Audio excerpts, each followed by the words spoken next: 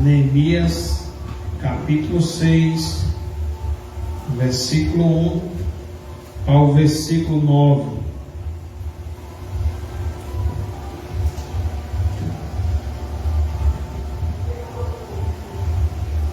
Amém? Diz assim a palavra do Senhor: tendo ouvido Sanbalate, Tobias, Gesem, o Arábio e o resto dos nossos inimigos, que eu tinha edificado o muro, e que nele já não havia brecha nenhuma, ainda que até este tempo não tinha posto as portas nos portais, Sanbalate e Gesem mandaram dizer-me: vem, encontremo-nos nas aldeias, no vale de Ono. Porém, intentavam fazer-me mal. Enviei-lhes mensageiros a dizer: estou fazendo grande obra, de modo que não poderei descer. Por que cessaria a obra enquanto eu deixaria e deixasse? Por que cessaria a obra enquanto eu a deixasse e fosse ter convosco? 4 vezes me enviaram o mesmo pedido. Eu, porém, lhe dei sempre a mesma resposta. Então Sanbalate me enviou pela 5ª vez o seu moço, o qual trazia na mão uma carta aberta, do teor seguinte: entre as gentes se ouviu, e Gesem diz que tu e os judeus intentais revoltar-vos. Por isso, reedificas o muro, e segundo se diz, queres ser o rei deles.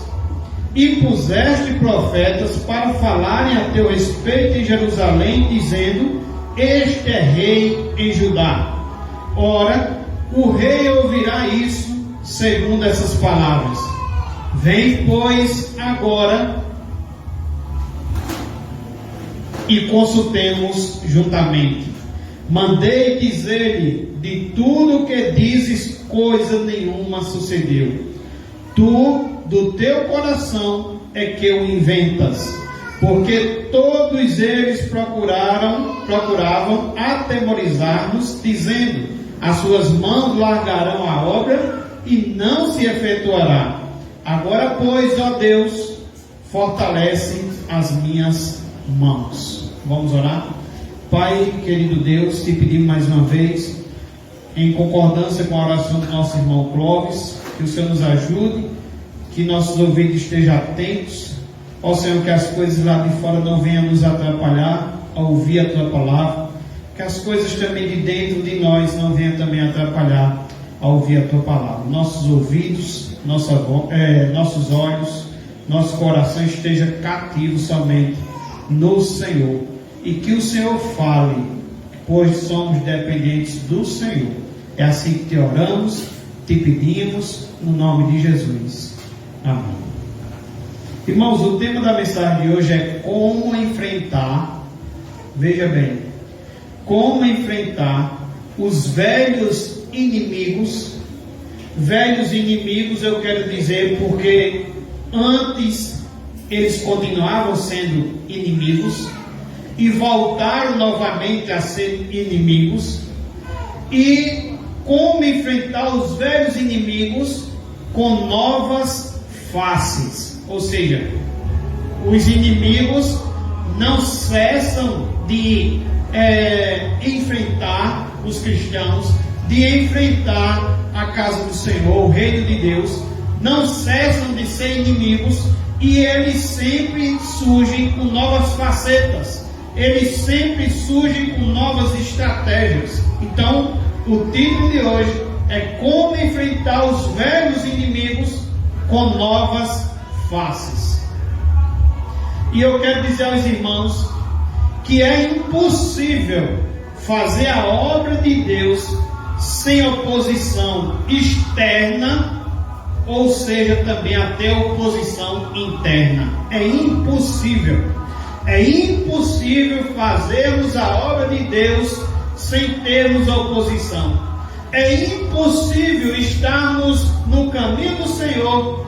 Tem um versículo que foi lido nesta noite: alegramos quando dissemos vamos à casa do Senhor, mas também aquele que está no caminho do Senhor, aquele que está a caminho do novo céu e da nova terra, é impossível ele ter essa vida com Deus sem ter oposição externa ou interna. O cristianismo, irmãos, não é um paraíso de férias. Aqui não é o céu. Aqui há lutas constantes. Por isso, precisamos trabalhar de olhos bem abertos. Precisamos estar apercebidos, como é a mensagem quando fala da volta de Jesus, fala sobre essa palavra, apercebidos. Estar apercebido é estar atento, é viver diariamente aguardando a volta do Senhor, é viver diariamente sabendo que o inimigo, as suas astúcias, as suas ciladas não cessam, não tem trégua. Então é impossível fazer a obra de Deus sem oposição externa ou interna. Vamos relembrar algumas oposições. Volto para o capítulo 2, versículo 10. Neemias capítulo 2, versículo 10. E permaneça com sua Bíblia aberta, porque em nossa exposição sempre acompanhamos os versículos. E como diz o pastor antes, deixe também seu coração aberto.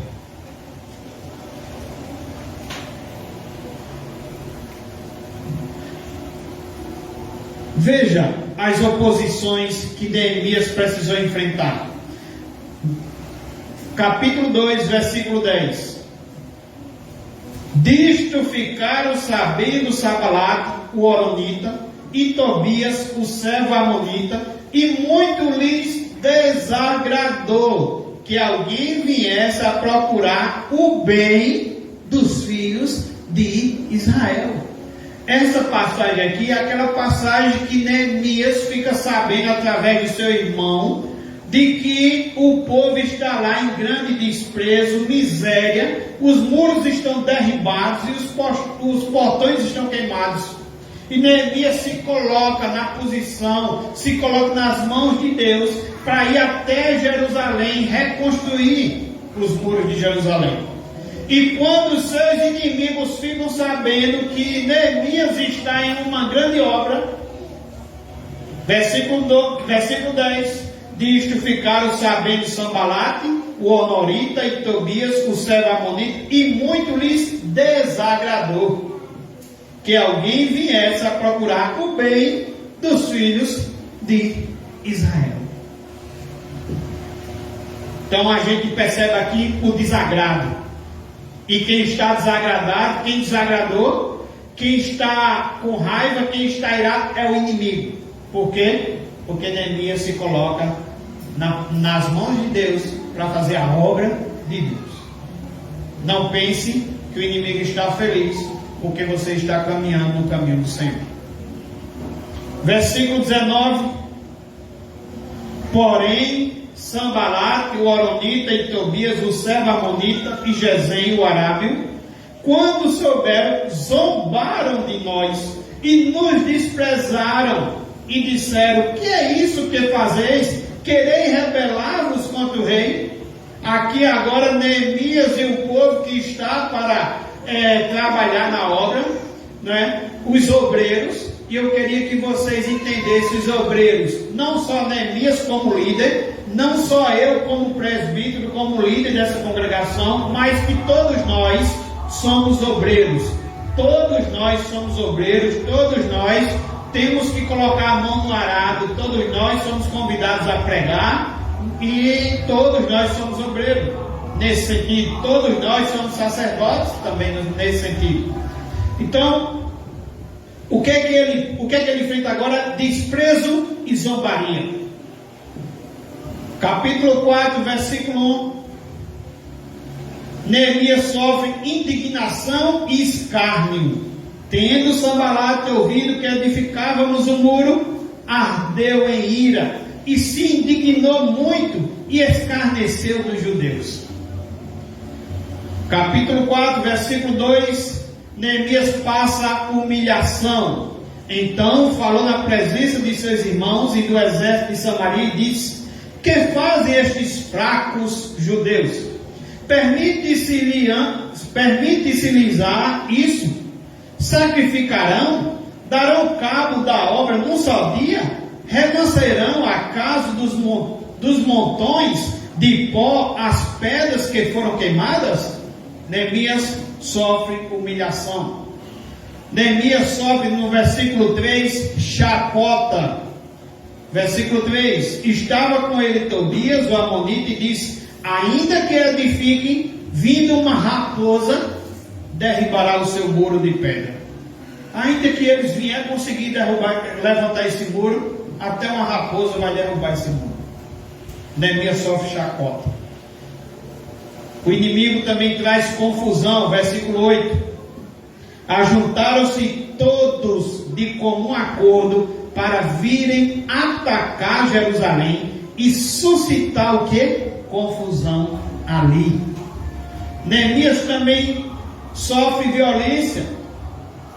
Versículo 11: disseram, porém, os nossos inimigos: nada saberão disto, nem verão, até que entremos no meio deles e os matemos. Assim faremos cessar a obra. Olha o objetivo do inimigo: fazer cessar a obra de Deus, fazer paralisar a obra de Deus, fazer você desistir do caminho, fazer você parar de se envolver com a igreja, com a leitura bíblica, com a oração, com as atividades da igreja, com o evangelismo. É essa a intenção do inimigo. Versículo 12, capítulo 4, versículo 12, boataria. O inimigo também espalha boataria. Quando os judeus que haviam na vizinhança deles 10 vezes nos disseram: de todos os lugares onde moram, subirão contra nós.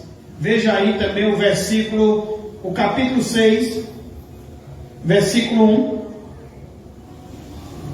Capítulo 6, versículo 1. Os inimigos se aliam contra o povo de Deus. Os inimigos se aliam contra o povo de Deus, certo? Deixa eu ler aqui o versículo 1. Quando Sanbalat, Tobias, Gesem, o árabe e o resto dos nossos inimigos. Agora, irmãos, é os inimigos e o resto dos nossos inimigos agora, que estão juntos, que estão somando esforços para parar a obra da reconstrução, para parar a obra de Deus. Isso se aplica muito a nós, para parar também de você servir a esse Deus vivo. Então, meus irmãos, a gente percebe que o inimigo é um velho inimigo e que ele vem com muitas facetas, ele vem com outras faces, né? Ele aparece desde o capítulo 2 que lemos, ele aparece com desagrado, ele aparece com desprezo e zombaria, ele aparece com indignação e escárnio, ele aparece com humilhação, com chacota, com confusão, violência e boataria. E agora ele aparece também todos unidos, todos juntos, todos aliados, de modo incansável, persistente e com diferentes estratégias. Então, meus irmãos, eu quero ver nesse texto de hoje com os irmãos, depois de dizer que ter vida com Deus é viver em guerra contra o inferno, eu quero dizer aos irmãos que nesse texto de hoje os velhos inimigos voltam a atacar e eles voltam com novas faces. Veremos assim a primeira lição desta noite: as estratégias do inimigo para paralisar a obra de Deus.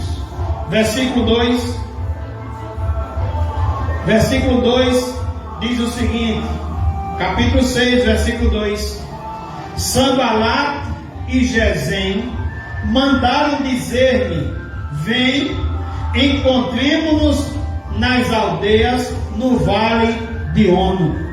O que é que o inimigo quer fazer agora? Qual é agora a sua nova estratégia? para paralisar a obra de Deus? Em primeiro lugar, o que a gente observa aqui é que o inimigo tenta distrair os obreiros da obra de Deus. E aqui eu queria que você se visse também nisso.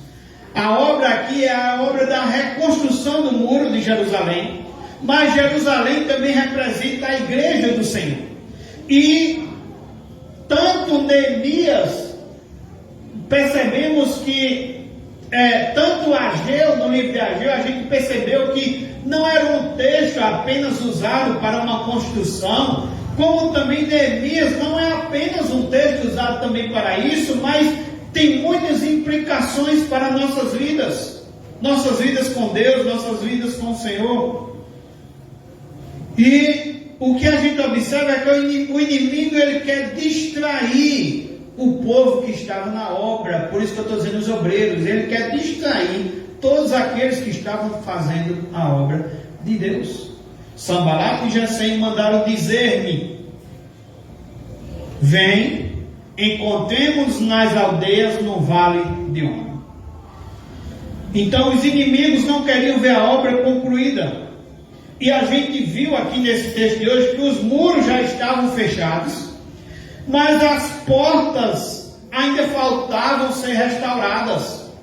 A cidade ainda estava, por as portas ainda faltar ser restaurada, a cidade ainda estava vulnerável. As portas vazias e abertas era a última esperança do inimigo em deixar a obra no meio do caminho. O inimigo não desiste, meus irmãos. Ele ainda dá a sua última cartada. Ele faz um plano para distrair os obreiros. Ele faz um plano para desviar os obreiros do meio do caminho. O diabo ataca de maneira especial aqueles que estão na metade do caminho. Eu e você. Quantos irmãos que depois de fazer uma grande parte, depois de fazer grande parte na obra, caem nas ciladas do diabo e fazem o jogo do inimigo. Quando eu li essa frase, quantos que depois de fazer grande parte da obra caem nas ciladas do diabo e fazem o jogo do inimigo? Eu olhava para a nossa congregação. Eu olhava para a nossa congregação e via quantos aqui também participaram. Quantos aqui também tiveram, quem sabe alguns até foram batizados, quem sabe até faziam parte da relação de membros da igreja. Tivemos aqui pessoas que foram professoras da salinha das crianças, foram batizadas, membros da igreja, mas depois caíram nas ciladas do diabo e começaram a fazer o jogo do diabo. O diabo ele ataca de maneira especial aqueles que estão na metade do caminho. Preste bastante atenção em nome de Jesus. Neemias está ali na reconstrução dos muros. A Bíblia diz que os muros já estavam reconstruídos. Não havia nem mais brechas, mas as portas ainda estavam abertas.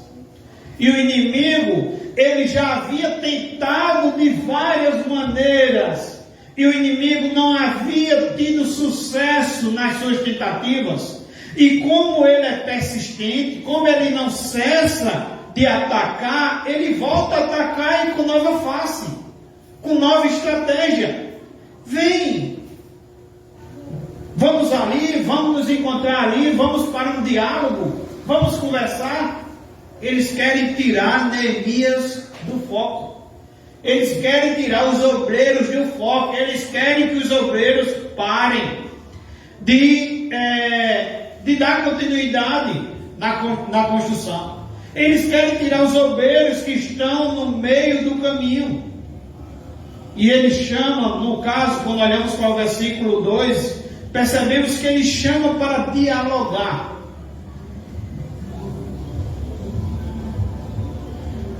O inimigo nunca é tão perigoso como quando parece ser amigável e nos chama para um diálogo. Isso nos lembra quem? Isso nos lembra a serpente que vai conversar com Eva que entra num diálogo com Eva, que Eva diz que aquele fruto não podia, que Deus já tinha dado a ordem, e Eva está cheia de convicção, mas depois de um diálogo, depois de palavras sutis, depois de suaveis, de ter palavras suaves, a Bíblia diz que Eva olhou para o fruto e viu que aquilo era bom e agradável ao seu paladar. O inimigo nunca é tão perigoso como quando parece ser amigável e quando nos chama para um diálogo. A sutileza da serpente é mais perigosa do que o rugido de um leão. Os inimigos agora chamam Neemias para um diálogo. Sanbalat e Gesem mandaram dizer: vem, encontremos-nos nas aldeias no vale de Ono. Vamos sentar, Neemias, vamos conversar. Vamos estabelecer entre nós um bom relacionamento. Até agora a gente não tinha conversado, mas estamos dispostos a conversar, vamos conversar. A tática, meus irmãos, do diálogo e da discussão também é usada no Novo Testamento. Podemos citar aqui o exemplo de os discípulos de Jesus, quando estavam ali na transfiguração. Depois daquele momento, o texto nos informa que eles estão discutindo com os escribas. Enquanto eles estão dialogando com os escribas, enquanto eles estão discutindo com os escribas, que não queriam nada com Jesus, que queriam tramar contra Jesus, que não queriam ser discípulos de Jesus, que eram inimigos, enquanto os discípulos estão tramando, o que acontece? Tem um pai que está sofrendo, que está aflito, porque tem um menino possuído por uma caixa de demônios. E esse texto está em Lucas e também está em Marcos. E quando a gente lê Marcos, a gente percebe que uma das coisas por eles não ter conseguido expulsar esse demônio é porque eles estavam fora do foco. Eles estavam, em vez de estar orando, em vez de estar expulsando em nome de Jesus, em vez de estar orando, terem momentos de oração, a Bíblia diz que eles estavam discutindo com os escribas.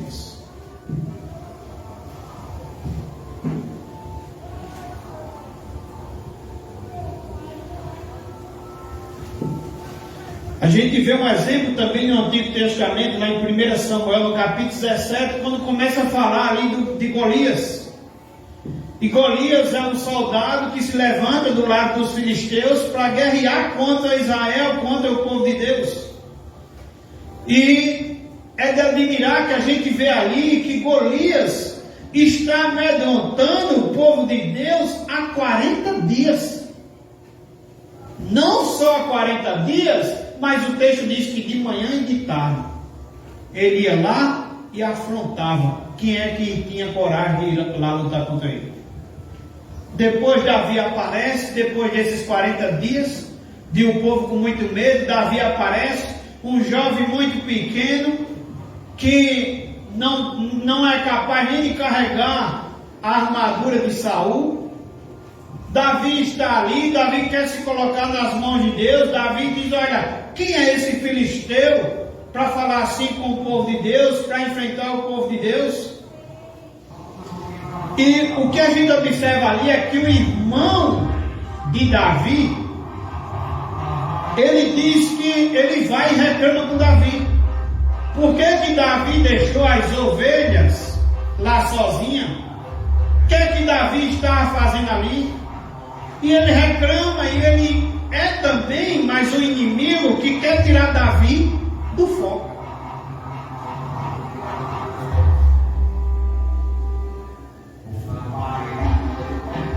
Um comentarista chamado André, ele alerta que o fato de que o diálogo é uma palavra muito popular hoje em dia, queremos que haja diálogo entre o Oriente e o Ocidente, entre os maometanos e os cristãos, entre os católicos e os protestantes, colocamos as verdades do cristianismo sobre a mesa e começamos a negociar, a ceder e a fazer concessões.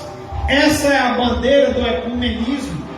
Os mensageiros dessa união indiscriminada das religiões dizem o seguinte: esqueçam, meus irmãos, as diferenças. Somos todos iguais. Vamos dialogar. Vocês precisam deixar de pregar. Vamos dialogar. Somos todos irmãos. Estamos todos fazendo a mesma obra. Será que estamos todos fazendo a mesma obra? Neemias, ele não dialogou com o inimigo. E a gente não vê também Jesus dialogando com o diabo. Jesus não nos mandou dialogar, Jesus mandou pregar. Então, meus irmãos, a gente percebe que ele tenta distrair os obreiros de fazer a obra de Deus. Em segundo lugar, ele tenta dialogar, e sabemos que é mais um plano, disfarçado. E em terceiro lugar, a gente percebe isso porque o texto diz o seguinte, em terceiro lugar, versículo 2 ainda: Sanbalate e Gesem mandaram dizer-me: vem, encontremos nas aldeias, no vale de Ono. E olha qual é a intenção: porém, intentavam fazer-me mal. É essa a intenção.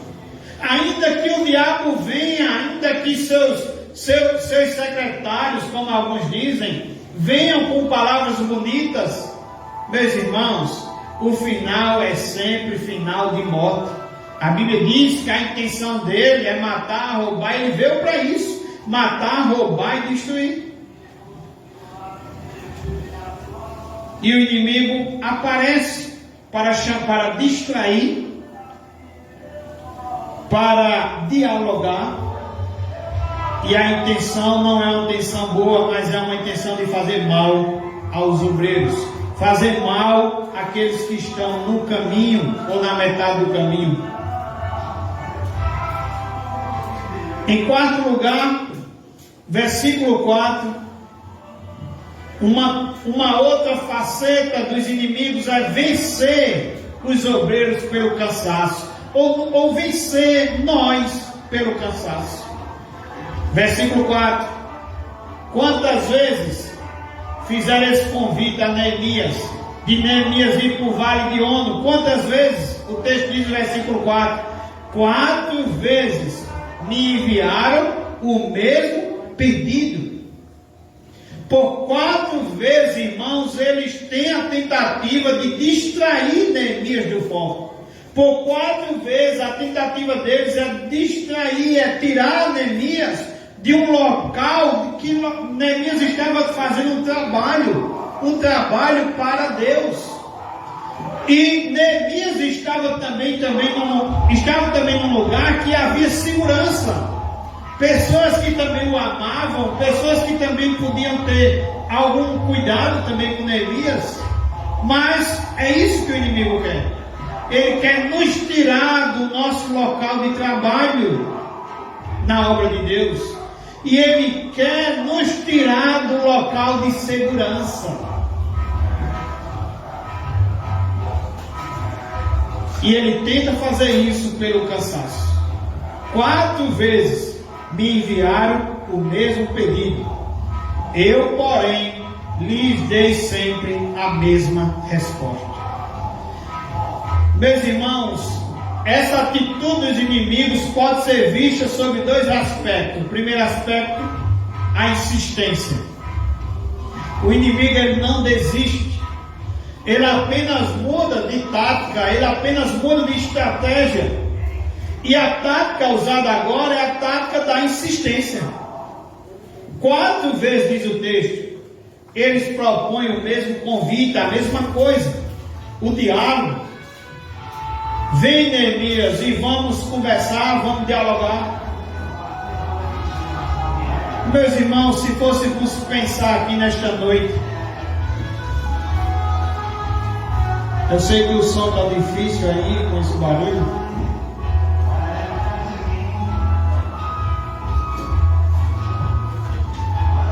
os inimigos também nos atacam com sono. Meus irmãos, se formos aplicar um pouquinho a nós, qual tem sido a tática do inimigo que tem distraído você do caminho? Qual tem sido os convites do inimigo que tem distraído você do caminho?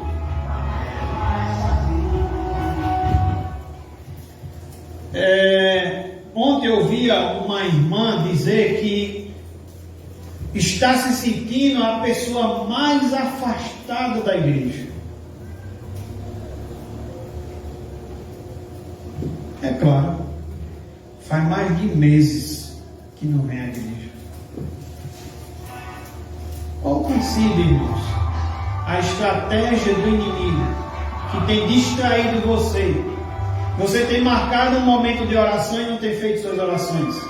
Você tem marcado um momento de oração e não tem feito as orações. Você tem reservado um local e tem desistido. Você tem pego a leitura bíblica anual e não tem cumprido, não tem feito. Você falta nos cultos, pelo menos até os domingos, poderíamos dizer.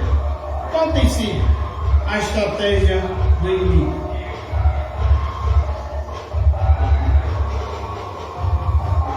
E muitas vezes essa estratégia é sutil. Aparece com convites que até parecem não ser pecado. E muitas vezes esses convites, ele tenta vencer com cansaço. Vai para a igreja hoje não, vamos ali comer uma pizza. Vai para a igreja hoje não, vamos ali fazer um jantar, fazer um aniversário. Todo domingo tu está na igreja, porque tu não pode faltar um domingo. Né? E várias áreas, na sua área de oração, de leitura bíblica, na sua área de igreja, na sua área de testemunho na sua rua, na sua área de evangelismo. Porque você também é convidado a fazer evangelismo. Como é que estão essas áreas, irmãos? E qual tem sido as estratégias, as facetas do inimigo que tem vencido contra você nessas áreas? Neemias, ele diz que 4 vezes fizeram a ele o mesmo pedido. 4 vezes fizeram a Neemias o mesmo convite. Será que você tinha cedido? Será que quando esses convites acontecem na sua vida, você acaba cedendo? A primeira vez você diz, não, vou para a igreja. Não quero, eu sou crente. E quem sabe no segundo ou no terceiro convite, você já não está dizendo mais as mesmas coisas. Quem sabe você sentir até vergonha dos seus pecados, mas quem sabe você voltou a praticar. Quem sabe você esteja muito triste porque está voltando a praticar esses pecados, ou quem sabe você nem vergonha tem mais, você voltou a ter prazer nesses pecados. Será que precisamos, como disse o louvor, voltar ao primeiro amor? Em quinto lugar, olhando para o versículo 5 ao versículo 7, o inimigo tem outra estratégia. E a estratégia dele é falar mal dos obreiros. Já tentei o desagrado. O inimigo já tentou o desprezo, a zombaria, a indignação e o escárnio, a humilhação, a chacota, a confusão, a violência. Agora eu vou tentar, o inimigo diz, agora eu vou tentar a boataria. Vou tentar agora falar mal dos obreiros. Versículo 5 ao versículo 7. Então Sambalate me enviou pela 5ª vez o seu moço. Veja que ele é persistente. Ele vai para a 5ª vez e agora com uma nova faceta, com uma nova estratégia. Agora ele vai com uma carta, qual trazia na mão uma carta, e essa carta o texto faz questão de dizer aberta, ou seja, a carta vem cheia de acusações, vêm cheias de falar mal de Neemias, dos obreiros que estão na obra, e ainda é uma carta pública, uma carta aberta. Do teor seguinte, versículo 6: entre as gentes se ouviu. Achei interessante que Hernando Dias Lopes, ele quando lê essa parte, entre as gentes se ouviu, ele diz: rapaz, engraçado que a boataria parece que nunca tem endereço. A gente sempre chega para alguém e diz: olha, estão dizendo isso e aquilo. E Hernando Dias Lopes chama a atenção de que às vezes isso acontece até dentro da igreja. Olha, estão dizendo isso e aquilo. E ele diz que a gente deveria logo perguntar: mas vem cá, quem é que está dizendo? Para que a fofoca pare ali, o boato cabe ali, corte o mal pela raiz ali, e não dê continuidade para virar fofoca. Entre a gente se ouviu, né? E Gesem diz, e agora aparece um que está dizendo, que tu e os judeus intentais revoltar-vos. Eles estavam querendo dizer que Neemias estava tentando reunir o povo para se revoltar contra o governo Artaxerxes. Por isso, reedificas o muro. Vocês estão reedificando o muro, Neemias? Você está reedificando o muro porque você está com a intenção de revoltar, de se rebelar contra o rei, para depois vocês não pagar impostos, para depois vocês se rebelar contra o governo, contra o rei. Por isso que reedificas o muro. E segundo se diz, queres ser o rei deles. Então, mais um comentário alegando que Neemias está com intenção de ser rei deles. E puseste, no versículo 7, profetas para falarem a teu respeito em Jerusalém, dizendo: este é rei em Judá. Versículo 7 ainda está dizendo que é como se Neemias ainda contratou profetas, para que esses profetas, em nome da religião, dissesse que, ou revelasse que Neemias é rei. E depois deles lançar essa carta pública, uma carta aberta, com todas falando mal dos obreiros, ele encerra dizendo: vem pois agora e consultemos juntamente. O inimigo usa várias armas, ele é versátil e tem várias máscaras para impedir a obra e desencorajar os obreiros. Eles usaram vários expedientes. Primeiro, espalharam boataria. Eles enviam uma carta aberta, uma espécie de uma entrevista coletiva para falar uma série de coisas ruins sobre o líder Neemias. Aquela carta aberta era uma espécie de assassinato moral. Já que não podemos matar Neemias, então vamos destruir a sua reputação. Os inimigos querem espalhar confusão, medo, intriga, e jogam informações mentirosas para se espalhar entre o povo. Essa carta aberta tem uma intriga perigosa que visava a espalhar mentiras acerca das reais intenções de Neemias. Há um princípio da psicologia que diz que as pessoas estão sempre prontas a acreditar no pior com respeito aos outros. Essa carta aberta era como um saco de pena jogado do alto de uma montanha. Eles espalham boataria. Segundo, através dessa carta, questionam a motivação do povo. Eles estão querendo dizer que o povo estava construindo para se revoltar contra o rei da Pérsia. Terceiro, estão questionando a motivação de Neemias. Dizem que Neemias tem um interesse pessoal na reconstrução, o interesse de ser rei dos judeus. Quarto, acusa os obreiros de conspiração. Eles queriam intimidá-los perante o rei Artaxerxes. Isso já havia acontecido uma vez, irmãos, em Esdras capítulo 4. Já falei sobre isso nas pregações anteriores. onde os inimigos se juntam, mandam uma carta para o governador Artaxerxes, e Artaxerxes, quando recebe essa carta, manda uma ordem dizendo que parem a obra.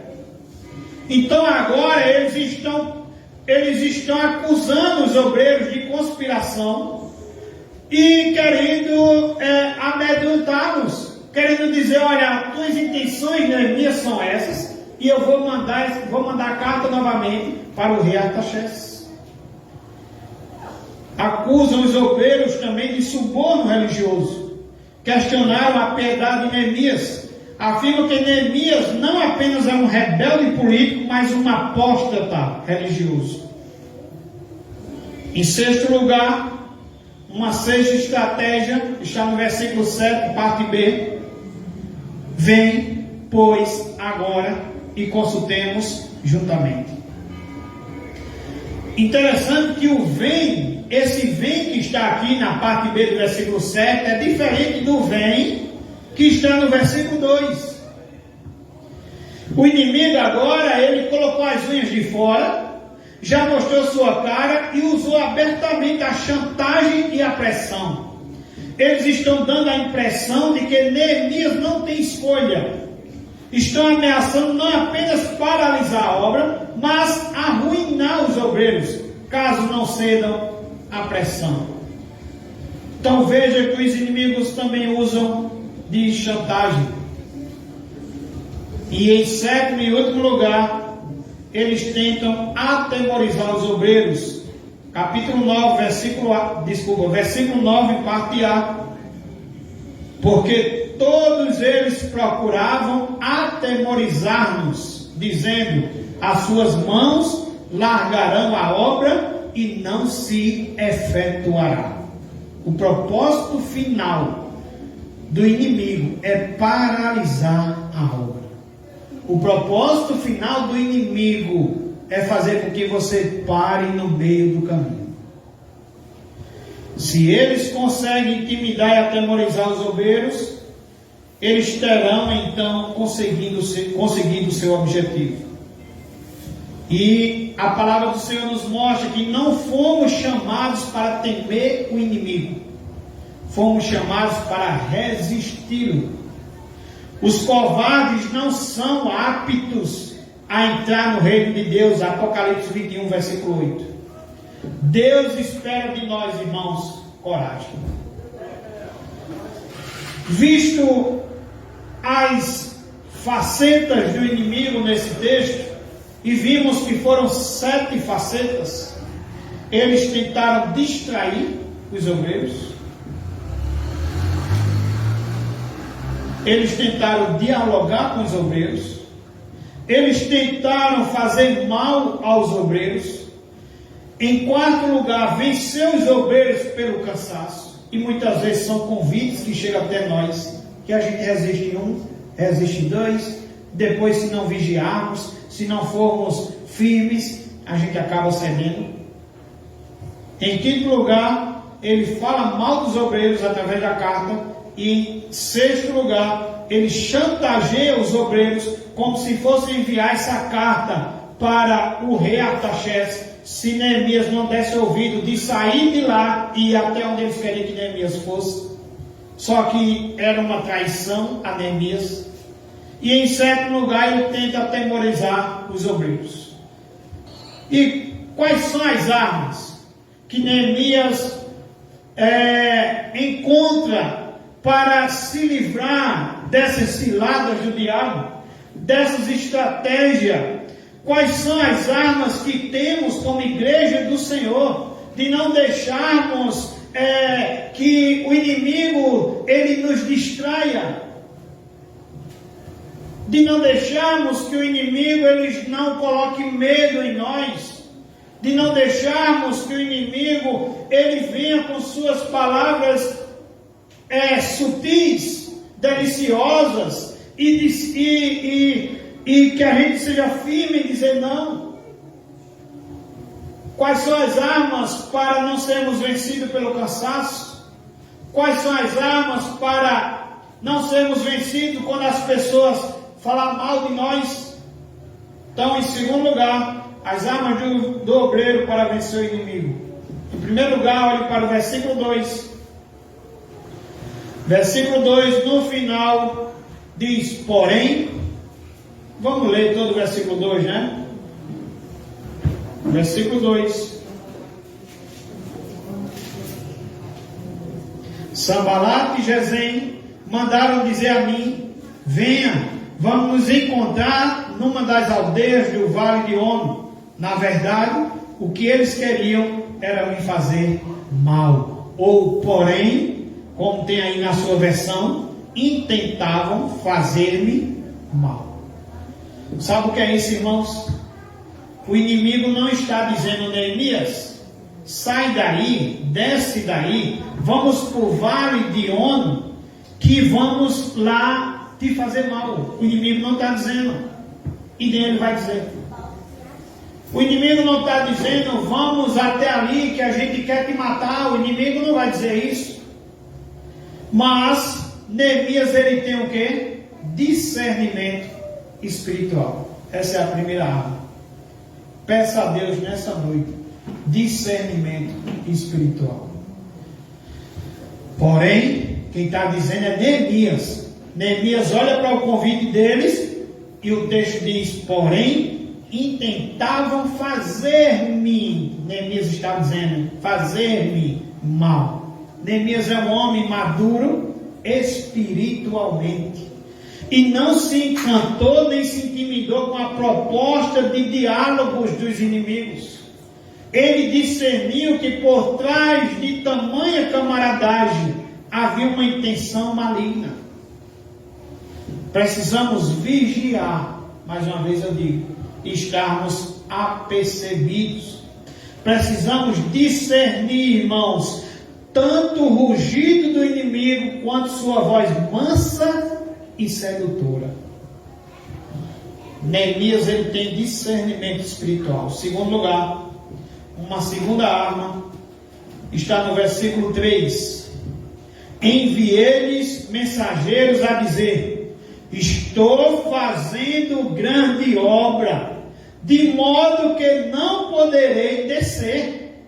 Por que cessaria a obra enquanto eu a deixasse e fosse ter convosco? Sabe aquele versículo que diz, é melhor estar um dia nos teus atos, ou um dia na casa do Senhor, do que 1000 dias, tantos dias, na tenda da perversidade. Neemias, ele tem compreensão da importância da obra que está fazendo. Você tem essa compreensão? O privilégio de você estar aqui nessa noite. O privilégio não só de ter sido batizado, não só de estar na relação de membros de uma igreja, mas o privilégio de ter seu nome escrito no livro da vida. Neemias, ele tem a compreensão da importância da obra que está fazendo. Ou eu poderia dizer a compreensão da importância da obra que nós somos os obreiros, nós estamos fazendo. Neemias sabia quem era e a importância do que estava fazendo. Quantas vezes os obreiros de Deus se deixam seduzir por coisas menores, por vantagens do mundo e abandonam o seu posto? O pastor Hernandes Lopes, falando sobre isso, ele diz, é visível, ele não usa essas palavras, não estou lembrando agora, mas mais ou menos ele diz, é visível, é notório a quantidade de pastores hoje querendo ser vereadores. E ele diz, e se o convite for para deputado, aí é que os olhos brilham. E Charles Spurgeon, ele dizia para os seus alunos, se os reis vos convidarem para seres ministros de Estado, não vos deixeis seduzir, deixando a vossa posição sublime de embaixadores de Deus. Hernandes Lopes, nesse exemplo, ele está querendo dizer que o meu chamado é maior do que qualquer outro chamado. O seu chamado também aqui é maior do que qualquer outro chamado. Não há pecado ser um vereador, não há pecado ser um deputado, mas sabemos de o quantos deles têm se desviado por conta de vantagens que o mundo oferece. E o mundo não é o mundo que às vezes as pessoas pensam que é a praia, que é o brinco, que é o vestido, que é o batom. O mundo não é o mundo que Deus criou e que Ele disse que era bom. O mundo, quando a Bíblia diz que nós não devemos andar como o mundo, não devemos nos conformar com o mundo é o sistema corrupto, onde muitos estão atrás de vantagens e deixam de amar o próximo, como foi dito aqui nesta noite, muitas vezes por conta de vantagens, e deixa de amar a Deus e de servir a Deus por conta de vantagens, e vendem começam a ceder às pressões do mundo.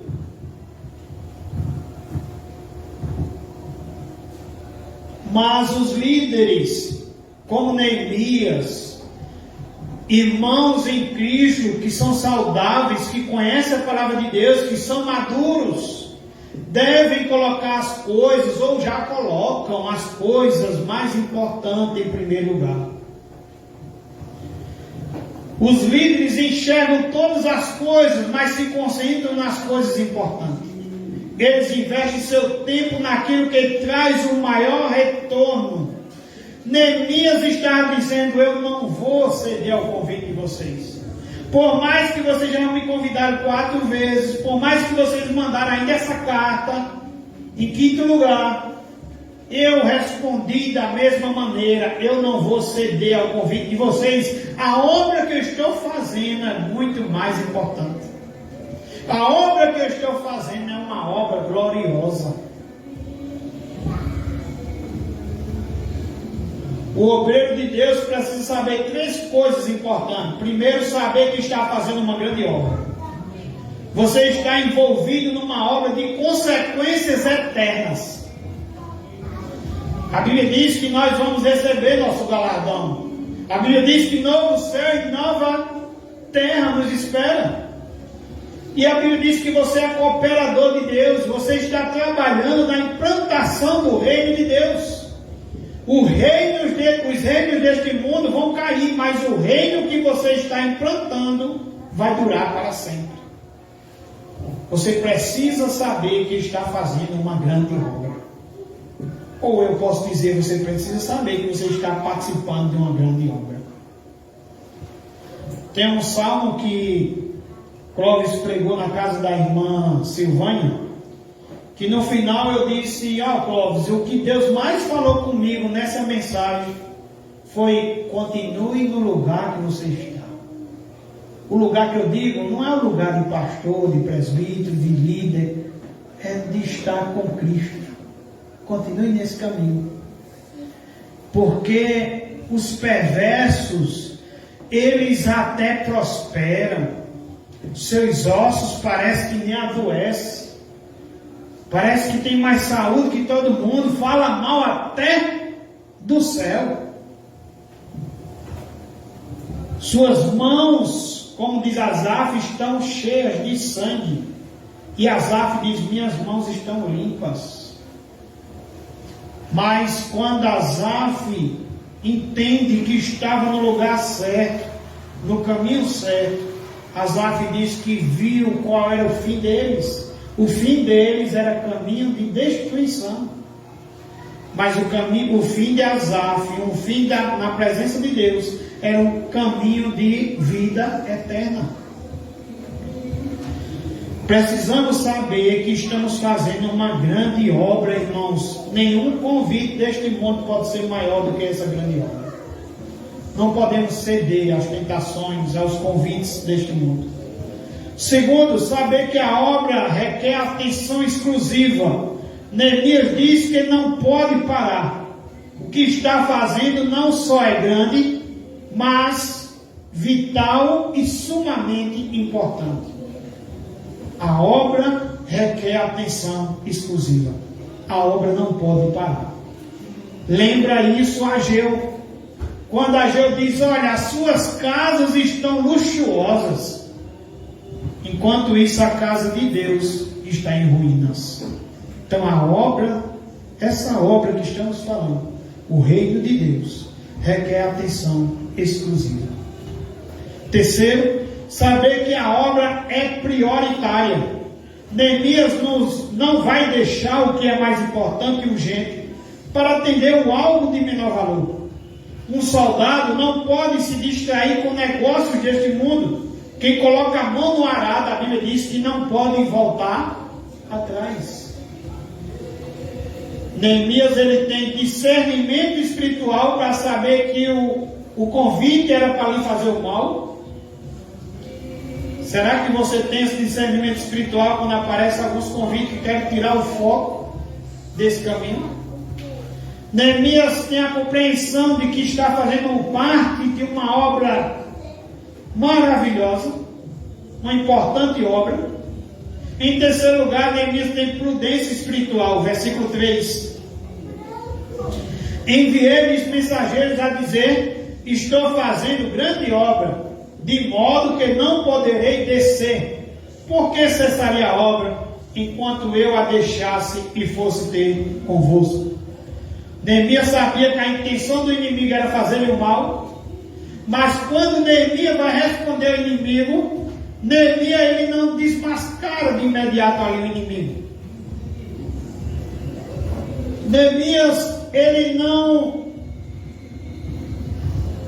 coloca suspeitas. Neemias ele tem cuidado no falar, ele não olha para as suspeitas, ele olha para a obra do Senhor, que é mais importante. Isso é prudência espiritual. Há coisas que não precisam ser ditas. Uma pessoa prudente é discreta. Ela não tropeça na sua própria língua. Ela sabe ficar calada na hora certa. Precisamos pedir ao Senhor também prudência espiritual. Em quarto lugar, versículo 4. Veja a firmeza do seu propósito. 4 vezes me enviaram o mesmo pedido. Eu, porém, lhe dei sempre a mesma resposta. Neemias, ele é firme no propósito que está fazendo. Uma das armas prediletas do inimigo é a insistência. Foi com essa artilharia que o diabo venceu Eva. Serpente vai, dialoga, conversa até vencer. Foi com essa armadilha também que Dalila venceu Sansão. Se você for olhar em Juízes capítulo 13 ao capítulo 15, se eu não me engano, você vai ver a história de Sansão.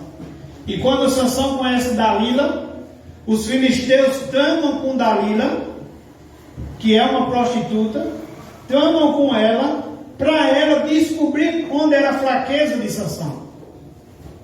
Onde era a fraqueza de Sansão. E quando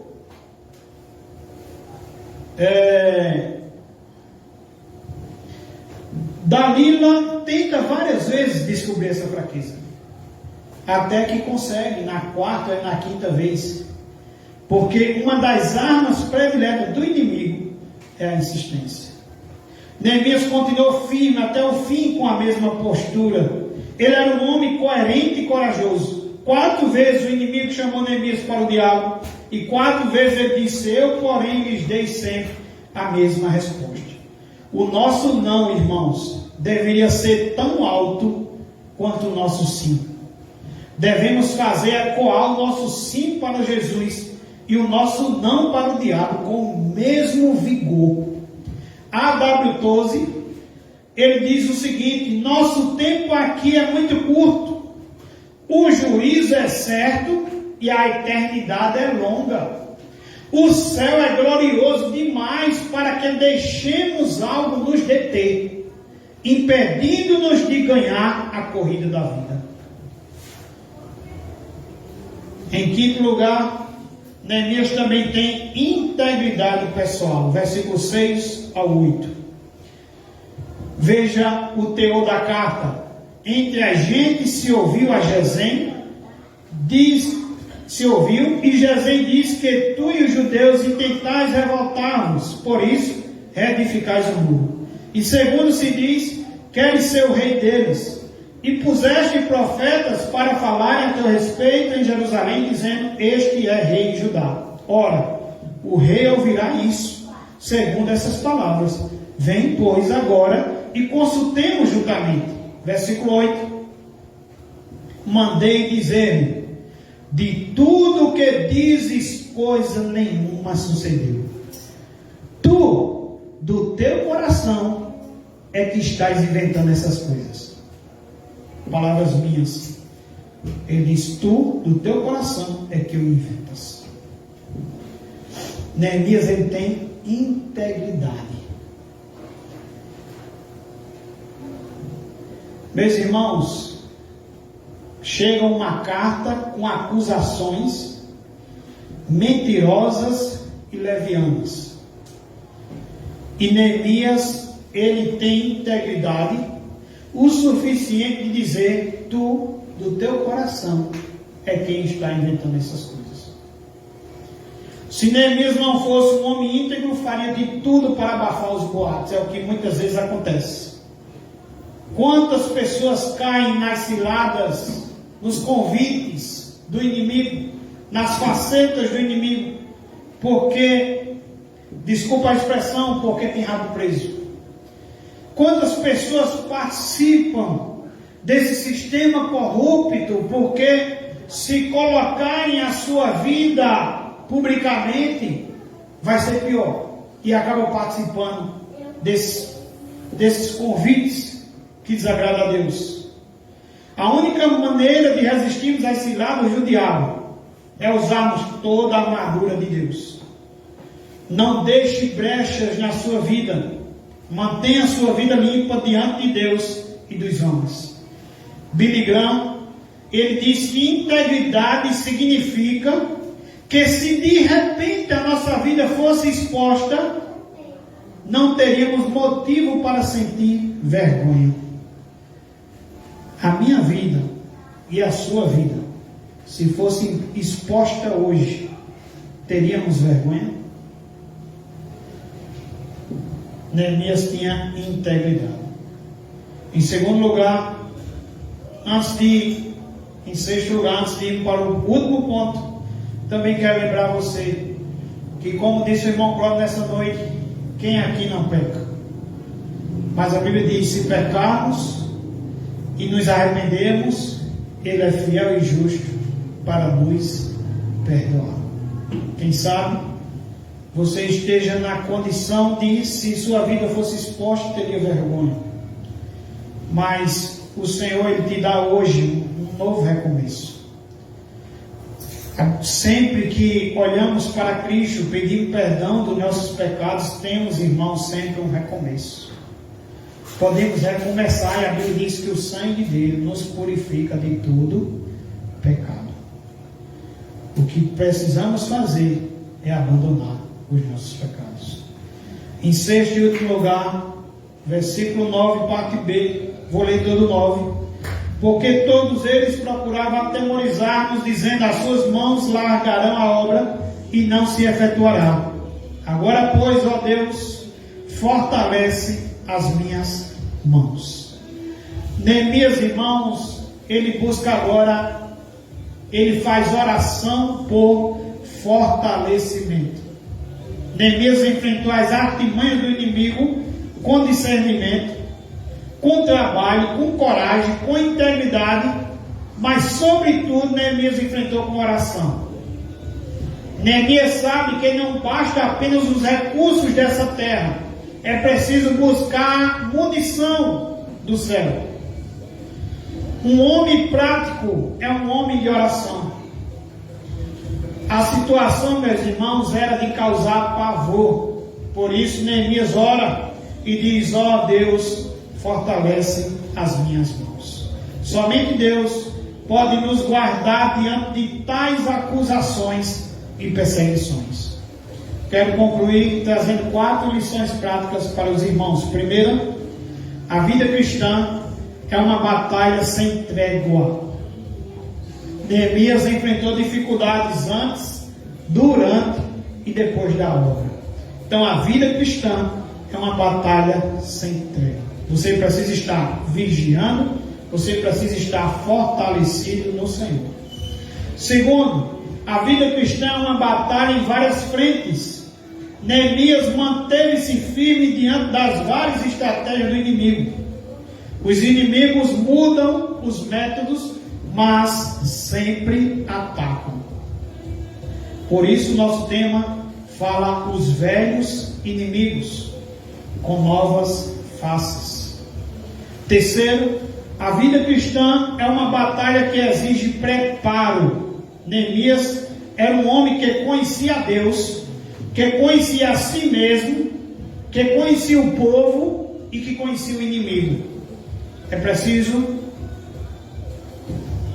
ter preparo. Em quarto lugar e outro, a vida cristã é uma batalha vitoriosa. Somos, irmãos, o povo vencedor. A vitória pertence ao povo de Deus. A Bíblia diz que em Cristo Jesus somos mais que vencedores. E aqui a obra foi concluída. Assim como a obra será concluída também na sua vida. E o povo de Deus prevaleceu, assim também como vamos prevalecer. Amém? Que Deus em Cristo Jesus abençoe a sua vida e leve você a essa reflexão nesta noite. Você guarda seu coração e veja quais dessas armas está faltando na sua vida.